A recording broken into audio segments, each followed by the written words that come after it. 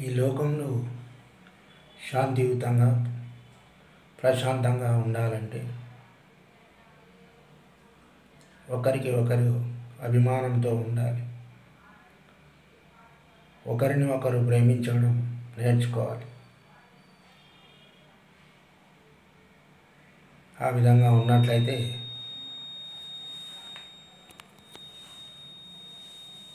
ప్రేమ అభిమానాలతో ఉండడం జరుగుతుంది.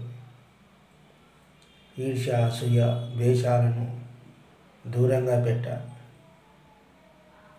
అప్పుడు కుటుంబం కానీ, దేశం కానీ, ప్రపంచం కానీ ప్రశాంతంగా ఉండడం జరుగుతుంది.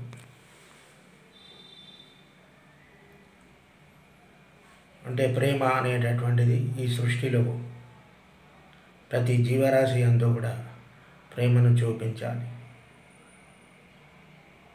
ఒకరి ఎక్కువ తక్కువ అనేటటువంటి భావనలో ఉండరాదు. ప్రతి ఒక్కరు కూడా సమానం అనేటటువంటి భావనతో మెలగాలి. ఆ విధంగా ఉన్నప్పుడే కుటుంబాలు, దేశాలు, ప్రపంచ దేశాలు కూడా ప్రశాంతంగా ఉంటాయి. ప్రశాంతత అనేటటువంటిది ఎక్కడో ఉండదు. మన యొక్క మనసు నుంచే ప్రశాంతత రావడం జరుగుతుంది. అందుకోసం ప్రతి ఒక్కరు కూడా నేను అనేటటువంటి భావాన్ని విడిచిపెట్టాలి. అంటే ప్రతి ఒక్కటి కూడా నేను చేస్తేనే జరుగుతుంది అనేటటువంటి అహంకారాన్ని విడవాలి. అందుకోసం మనం అనేటటువంటి భావన ప్రతి ఒక్కరి లోపల రావాలి. నేను అనేది రావద్దు. మనం అనేటటువంటి భావన ఎప్పుడైతే ప్రతి ఒక్కరి లోపల వస్తుందో అప్పుడు ప్రతి ఒక్కరి మనసు కూడా ప్రశాంతంగా ఉంటుంది. అదేవిధంగా కుటుంబం కానీ, సమాజం కానీ, దేశం కానీ ప్రశాంతతను చేకూరుస్తాయి. ప్రేమ అనేటటువంటి భావన ప్రతి ఒక్కరి లోపల కూడా కలగాలి. మన మనసులో ఈర్ష్య, అసూయకు తావు ఇవ్వరాదు. ఏదైనా కూడా మంచి భావనతో ఉండాలి. మనం చేసేటటువంటి ప్రతి పనులు ప్రేమ కల్పించాలి, ప్రేమ కనబడాలి.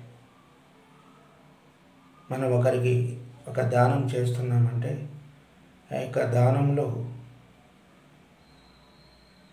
ప్రేమ, ఆప్యాయతలు కనిపించాలి. అంతే తప్ప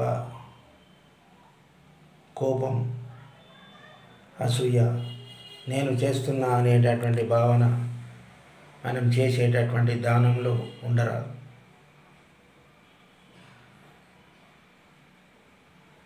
అందుకోసం ఈ లోకం అనేటటువంటిది ప్రతి ఒక్కరి లోపల కూడా ప్రేమను నింపుకోవాలి.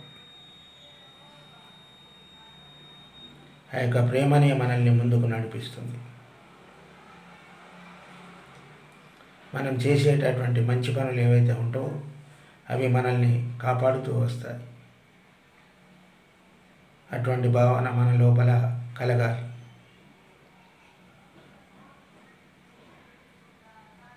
ఈ లోకంలో ప్రేమ, ఆప్యాయతలు అనేటటువంటివి ముఖ్యం.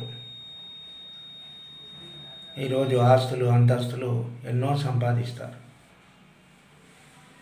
ఎన్నో కోట్లు సంపాదించవచ్చు. కానీ ప్రేమ, ఆప్యాయతలను మనం సంపాదించలేము. అది వేరే వాళ్ళ నుంచి రావాలి. కల్మషం లేనటువంటి ప్రేమలు మన లోపల కలగాలి. కల్మషం లేనటువంటి అభిమానాలు మనకు వేరే వాళ్ళు చూపించాలి అంటే మనం కూడా వేరే వారి పట్ల అదే భావనతో ఉండాలి. ఆ భావన ప్రతి ఒక్కరి లోపల కూడా కలగాలి. ఆ విధమైనటువంటి ప్రేమ, అభిమానాలు ఎప్పుడైతే వస్తాయో ఈ సృష్టిలో ప్రతి ఒక్క జీవరాశిని కూడా మనం ప్రేమించడం నేర్చుకోవాలి.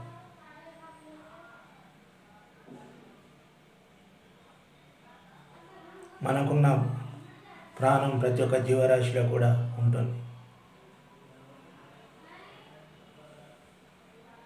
చిన్న జీవరాశులు కదా అని వాటి మీద ప్రేమను చూపించకుండా ఇష్టం వచ్చినట్లు బాధ పెట్టరా. అంటే మనం ప్రాణం ఎంతనో వాటి ప్రాణం కూడా అంతే. అందుకోసం సకల జీవరాశుల యందు కూడా మన యొక్క ప్రేమానురాగాలను పంచాలి.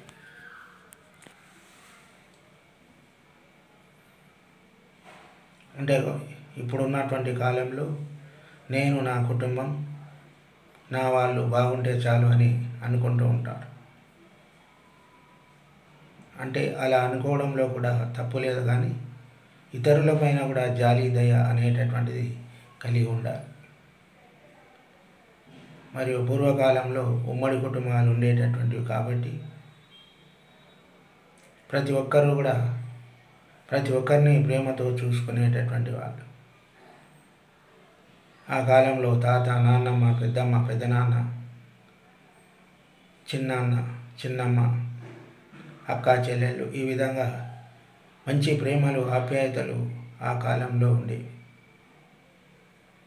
కానీ మారుతున్న కాలం కొద్దీ ఉమ్మడి కుటుంబాలు పోయి వెష్టి కుటుంబాలు రావడం జరిగింది.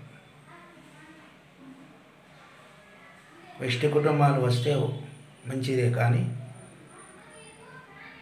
ప్రేమలు, ఆప్యాయతలు మాత్రం ఎప్పుడు పోకూడదు. ఆ కాలంలో ఎలాగైతే సమిష్టిగా ఉన్నామో మరి ఈ కాలం వరకు కూడా అదే విధమైనటువంటి సమిష్టితో జీవించాలి. అందుకోసం ప్రతి ప్రాణి యందు, ప్రతి జీవరాశి యందు ప్రేమ, అభిమానాలను చూయించాలి. ఆ విధంగా ఉన్నప్పుడే ఒక కుటుంబం కానీ, సమాజం కానీ, దేశం కానీ ప్రపంచవ్యాప్తంగా ప్రశాంతంగా ఉండడానికి అనుకూలం ఉంటుంది.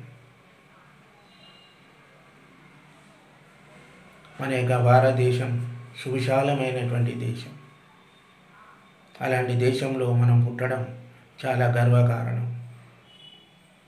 ప్రపంచ దేశాల్లో చూసుకున్నట్లయితే మన యొక్క భారతదేశాన్ని మించినటువంటి దేశం లేదని చెప్పవచ్చు. ఇప్పటికి కూడా ప్రేమల, అభిమానాలు మన యొక్క దేశంలోనే ఉన్నాయి. అంటే ఇతర దేశాల్లో కూడా ఉండవచ్చు, కానీ మన భారతదేశంలో ఉన్నంత అభిమానం, ప్రేమలు, ఆప్యాయతలు ఏ దేశంలోనూ కనిపించవు. అందుకోసం మనం ఎక్కడికి వెళ్ళినా, ఏ దేశం వెళ్ళినా మన యొక్క దేశాన్ని కానీ, మన యొక్క కన్న తల్లిని కానీ ఎప్పటికీ జీవితంలో మరవవద్దు. మన దేశం గురించి ఎక్కడికి వెళ్ళినా ఘనంగా చెప్పుకోవాలి, గర్వంగా పొగడాలి.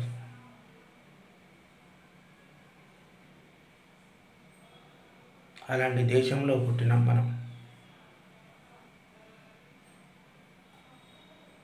అందుకోసం ప్రతి ప్రాణి యందు, సమస్త జీవరాశుల పట్ల ఎంతో ప్రేమాభిమానాలను చూపిస్తూ మన తోటి వారి పట్ల కూడా ప్రేమ, అభిమానం చూపించాలి. అంటే మన ప్రాణం ఎటువంటిదో తోటివారి ప్రాణం కూడా అటువంటిదేగా భావించాలి. అలా ఉన్నప్పుడే భగవంతుడు కూడా మనకు సహాయ సహకారాలు అందిస్తాడు.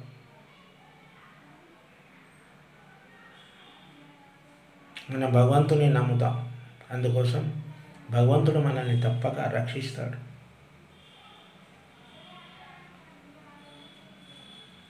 ప్రతిరోజు దేవుణ్ణి పూజించాలి.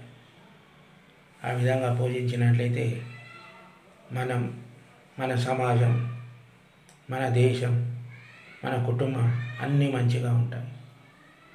దాంట్లో మనమందరం కూడా మంచిగా ఉండాలి. అందుకోసం ప్రతి ఒక్కరిని కూడా సకల జీవరాశుల పట్ల కూడా ప్రేమ అభిమానాలను చూపించాలని కోరుకుంటూ ఈ చిన్న సందేశాన్ని తెలియజేశాను.